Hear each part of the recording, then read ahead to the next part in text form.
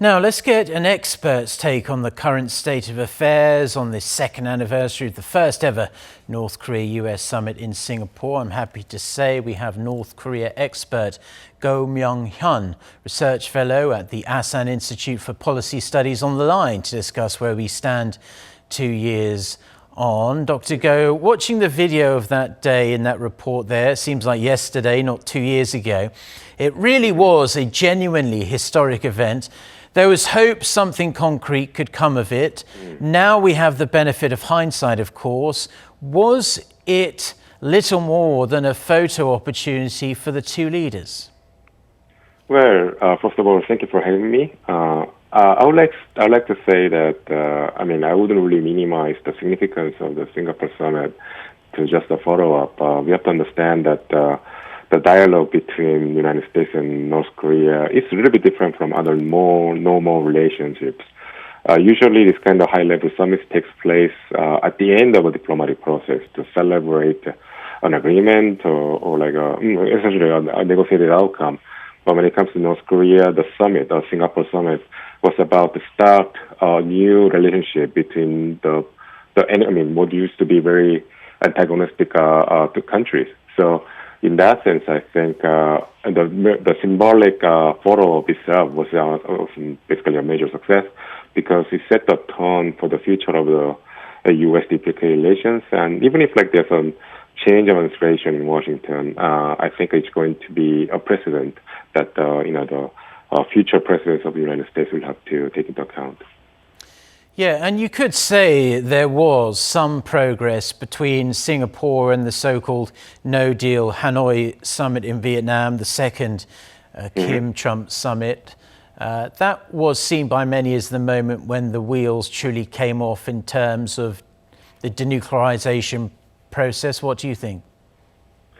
Well, so the Singapore summit made some vague promise of North Korea's complete denuclearization, and the expectation was that subsequent meetings, such as the Hanoi summit last year, would really lead to some sort of a concrete agreement between the two parties. But then we haven't seen any of that happening since then. So there's a growing skepticism about the success of this diplomatic process. But on the other hand, if we lower the bar a little bit and change our criteria for success, what we have seen after this so-called the collapse of the Hanoi summit was that there's still stability in the Korean Peninsula, even though North Korea is making noise over whether North Korea is going to keep up, being patient about this lack of progress. But still, we have seen that there's a stability here, and I think it's lasting to an extent. We all know this is a very precarious balance, but then I wouldn't really say that the process has failed. And in the run-up to the big presidential election in the United States in November, President Trump will almost certainly tout this diplomatic outreach he did to North Korea, stressing that the North hasn't tested any nuclear bombs or launched any ICBMs since the Singapore summit. Do you think that was all President Trump was truly interested in, kind of kicking the can down the road on denuclearization, since that's such a complex issue, but stopping the immediate threat of the provocations? So again, I think I refer back to my first, previous question, which is it all depends on what kind of criteria you use to define success here. I think President Trump's criteria for success is clearly pretty low. As you mentioned, it's essentially about maintaining the status quo, which is not testing by the North Koreans. And that represents a huge gap from what the Singapore summit promised, which was, again, North Korea's complete denuclearization. But then again, I think President Trump's definition of success reflects the expectation of an average American voter. But whereas for South Koreans and other concerned citizens in the world, such as Japanese and Americans and Europeans, the current status quo falls way short of the expectations. So in that sense, right, that the fear is real, that Trump is just postponing the inevitable, which is a collapse of this process. But on the other hand, I think just having some high-level dialogue between North Korea and the United States is you can say it's a temporary but still a measurable success. Now, we have been seeing North Korea ramp up its aggressive rhetoric, which you touched upon a moment ago, mostly towards South Korea initially, but we are seeing this drip of anti-American remarks in recent days. Is North Korea, do you think, just fed up of not being the center of attention, or is something sinister lurking under the underbelly there? And how should Seoul deal with this situation? So to paraphrase the Korean movie that won the Oscar prize, North Koreans, just like the movie Parasite, they always have a plan. And I would say that the reason why North Korea has suddenly changed its attitude towards the United States, and then has become even more aggressive towards South Korea, is because North Korea is running out of time. The reason is because this year was a very important time or year for North Korea's strategy. President Trump was facing up what is potentially a very difficult re-election year, and we all know that he's facing a very serious domestic and international challenges. And North Korea was meant to try to take advantage of that situation to its advantage, to have a more strong negotiating position vis-a-vis President Trump.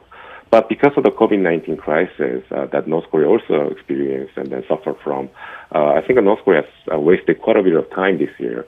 So they only have 5 months until November presidential elections in the United States.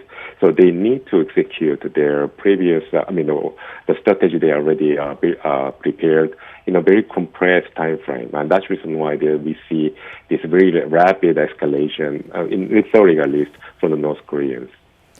Now, quickly, before we let you go, we'd love to talk to you for longer, but how do you see this is going to unfold in the coming months? Will North Korea turn its words into concrete actions or continue making these kind of aggressive but essentially empty threats? No, I think it's going to change. I mean, we have seen this kind of playbook by North Korea before. I mean, several times, in fact. What North Koreans are doing right now is to build the momentum of provocations. So they escalate with small actions, such as employing a very aggressive rhetoric first with South Korea. But by looking at what kind of response they get from this kind of small provocations, they ramp up their next provocation slowly, and eventually this escalation is going to lead to some sort of weapons demonstrations. And we are expecting that North Korea will eventually test strategic weapons such as a submarine-launched ballistic missile or even an ICBM later on. So we're going to see more escalation until at least election time in November. Just a one-word answer, if you wouldn't mind, Dr. Go. Who do you think North Korea wants to win the 2020 U.S. presidential election, President Trump or Joe Biden? So for now, definitely President Trump. I think there's some skepticism even in North Korea about President Trump, whether he'll ever live up to his words. If North Korea and the United States ever reach an agreement about denuclearization.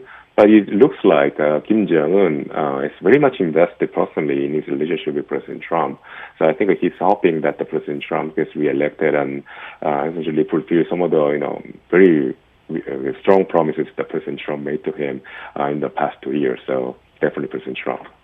Okay, thank you very much for your insights, Dr. Go. We loved having you on as always. That was Go Myong-Hyun, a research fellow at the Asan Institute for Policy Studies. We appreciate your insights today. My pleasure.